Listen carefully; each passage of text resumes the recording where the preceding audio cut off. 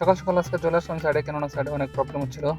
লোকজন ফোন দিতেছিল, সেজন্য আজকে ভোরে, ভোরে চলে আসতে হচ্ছে সাইডে। কিন্তু সাইডে কোনো সমস্যা হলে ঘরে আর শুয়ে থাকা সম্ভব না। সেজন্য খুব তাড়াতাড়ি চলে আসলাম আজকে।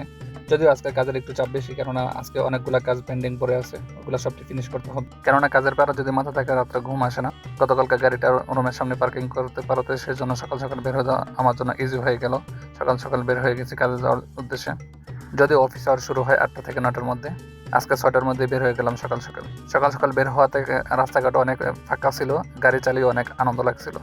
কেননা রাস্তাঘাট এরকম ফাঁকা ফাঁকা সৌদি আরবে রিয়াদ শহরে অন্তত খুবই কমই পাওয়া যায়। একদমই জ্যাম নেই। জ্যাম ছাড়া ফাঁকা রাস্তা দিয়ে গাড়ি চালাতে খুবই মজার।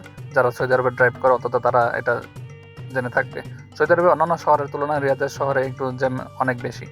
বিশেষ করে ভোরবেলা। ভোরবেলা কেননা এখানে মাদ্রাসার টাইম, যেটা আমাদের দেশের স্কুল বলে, ওটাই এই দেশের মাদ্রাসা সিস্টেমে চলে থাকে। মাদ্রাসার টাইম এখানে দেশের সকালবেলা, সেই জন্য সকালবেলা রাস্তাঘাটে খুবই জ্যাম থাকে। আর সন্ধ্যাবেলা রিয়াদ শহরে এটা মানে এখন খুবই নর্মাল বিষয়।